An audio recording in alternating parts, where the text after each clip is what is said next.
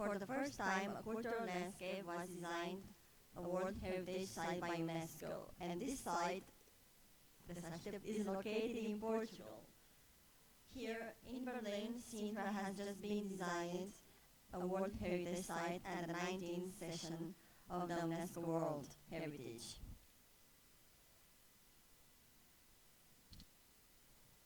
It is the end of the process that began in 1988 with Victor Serrao and completed now with José Cardim Ribeiro.